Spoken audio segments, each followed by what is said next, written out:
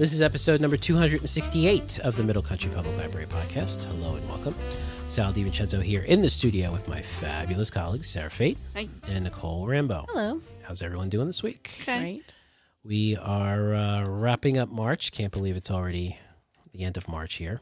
Yeah, it went by fast. It went by really Normally fast. March is like the long month, I feel like. Yeah, I agree. What? Normally March is like a long month, I Yeah. feel like. Really? Drags on. Yeah. I feel like August. Oh, It was like, well, we know why, because it's very hot.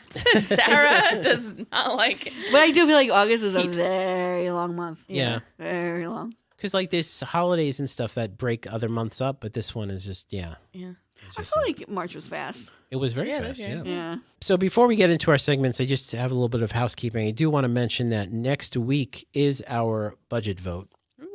And I just want to mention this. So obviously, we continue to play a vital role in the community, and we remain committed to providing the highest level of service and quality programs here. We do. So we kindly ask you, if you are a patron of the library, if you live in the Middle Country School District, number 11, for at least 30 days prior to the vote, which takes place on Tuesday, it's next Tuesday, April 4th, from 9:30 a.m. to 9 p.m., and you are a citizen of the United States, 18 years of age or older, and registered to vote, then you should come down and vote for the library budget. And just to look some highlights here, you know that we held 5,770 library programs. Wow. We've issued 3,000 in the year? in the year. Holy Moses. Yes. We've issued 3,400 new library cards. Sarah did 7,100. Yeah. We've offered 2,771 one-on-one appointments. Nice.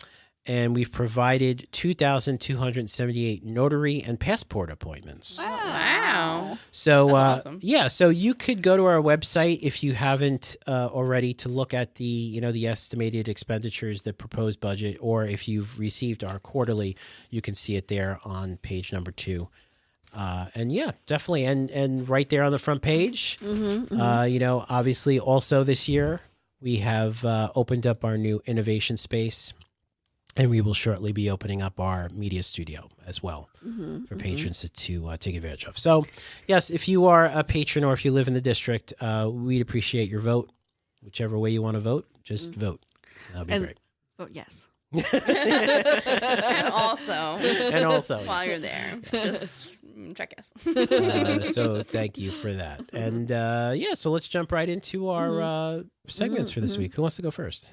I'll go first. Mine's quick. Okay, what you got, Nicole? There's some databases. It's literally a scrap of paper. It's It's all in her head. I feel like I might have talked about them before, but I'm going to talk about them again. We have so many databases, and sometimes I do think you can get a little bit of like choice paralysis when like scrolling through. There's like a lot, which is like good and I don't want to say good and quote unquote bad. I mean, it's not bad, but you know what I mean? If you're not sure what you're looking for, then it could be a little bit overwhelming. But for the kids, it's called LOTE4, number 4 kids. And these are like languages other than English for kids, like stories. And they have so many languages. And they also recently added American Sign Language, Nice. Australian Sign Language, and British Sign Language. Australian Sign Language? Auslan, it's called. Really? Why is that different? Because It's more mellow.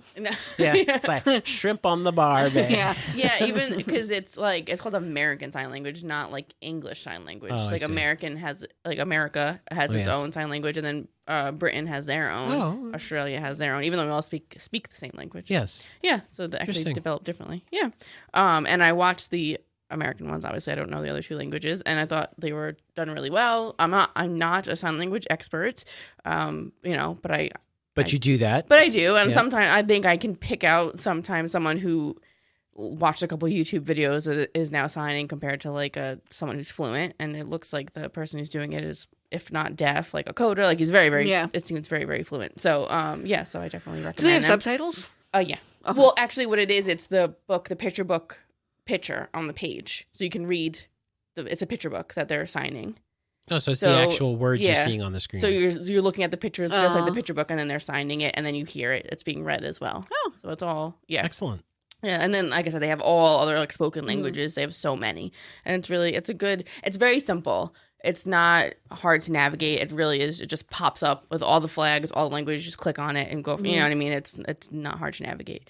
Another one we got recently is called Miss Humblebees, and it's really cute. It has like Miss Humblebees. It's like you kind of go through a storyboard. It's a little bit more, as like I said, the other one was like very simple. You just click on it. This one is a little more gamey, but it's like social emotional learning, and like they go to the library, and it's like just it helps like supplements like what they're doing in school and stuff. It's very, very cute. But this one definitely has more going on. But I know a coworker, Katie, who was on the podcast. Yes. Yeah. She was able to sit in on the people like talking about it, like over a Zoom, like just explaining it, and she said it was like really amazing. So give that a try. Yeah, Cool. especially for like I would say like kindergarten and up. Okay. And then the last one is called Prenda Code Club. We've had that one for a little bit now, and it's just like coding. You know? Okay. Yeah, Cool. it's like gaming. Like it's you use a Scratch, and it's like gaming that's teaching you coding at the same time, and then you start playing Minecraft with it and stuff. We get questions a lot about setting up like a coding things, and like we have done it in the past, and like we are trying to figure it out for the future. But until then, and these are all accessible from home. So Nice. it's nice. So you don't have to come out to the library to do this. You'll do it at home. Yeah, so it's just some that I wanted to highlight. I might have highlighted them before, but Great. I don't think so. doing Awesome. it again. Yeah. Yeah, I like heard of those. I like the way the coding programs just lead into Minecraft, you know. It's like, Yeah, but they're it's like I was in coding Minecraft. and all of a sudden I'm in Minecraft. I'm building a fort and I'm You're coding in Minecraft. great. Thank you, Nicole. Welcome. Sarah, what's going on this week? So lately, I've been having these songs stuck in my head on repeat. And they're not good songs. And I don't know why I get them stuck in my head. But it led me to this topic about earworms. They're not actual worms. No, Sal, they're actually worms. When you said you were going to talk about earworms, that's what I pictured. That's disgusting. The Kennedy Center, right? Yes. So they had an article about this, and they actually did research on earworms. And so just to get some stuff from the article that they have out there. So it says and it's not a new concept either, mind you. So more than 100 years ago, Germans coined the term Ohrwurm, which is earworm, to describe the experience of a song stuck in the brain. Scientists call it other names like stuck tune syndrome, right? And musical imagery repetition. Oh, come on. Yeah. That's so boring. Earworms, so much better. The Germans coined it better. Yeah. But the creepy image of an earworm crawling into people's brains caught on. That's right. There's That's what I even saw. a musician known as DJ Earworm. Recalling a favorite song in our imaginations can bring a private smile, but an earworm is different. Usually an earworm is a fragment of music, usually 3 or 4 bars, which go round and round and round, Dr. Oliver Sacks said in an interview. Dr. Sacks is a neurologist and author who studies music in the brain. This is a special form of involuntary musical imagery which is out of control and can become quite unpleasant and intrusive. Right?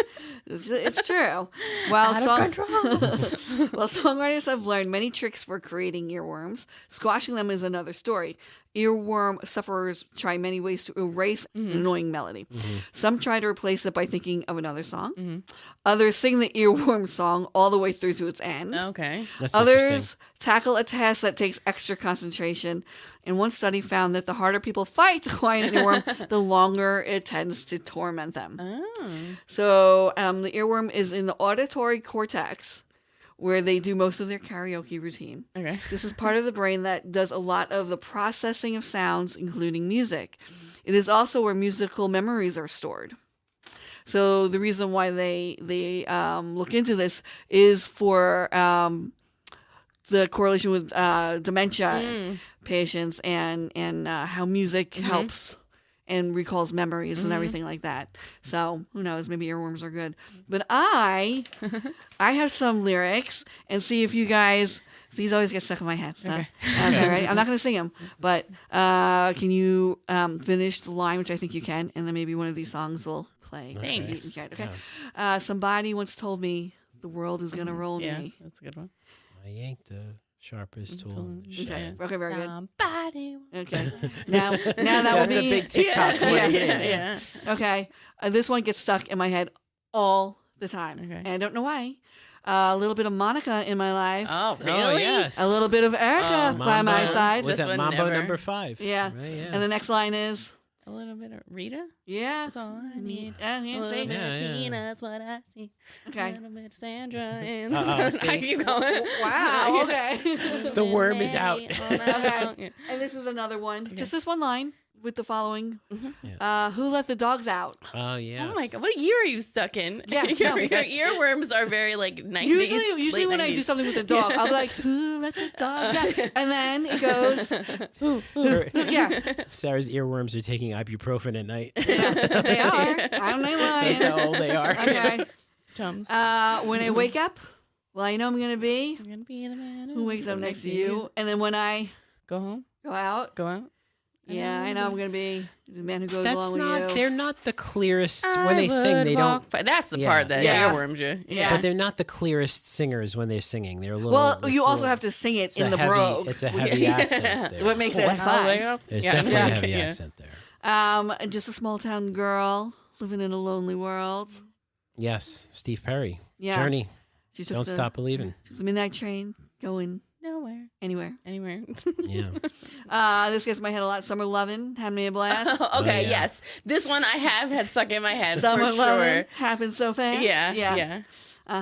And then this one, when 1, 2, 3, and to the foe, Snoop Doggy Dogg. yeah. That's a good one, yeah. Yeah, well, I'm sure she'll listen to that one. But Yes, I'm looking at you funny because I don't Yeah. remember that one. Yeah. so those are some of my earworms that constantly. You know what my big earworm song is? Sal. This will, I don't Which- know, make you happy. What is but it? What is it? It's Disney? Yeah, it's a Disney, Disney song. song? Yeah. Is it when we don't talk about Bruno?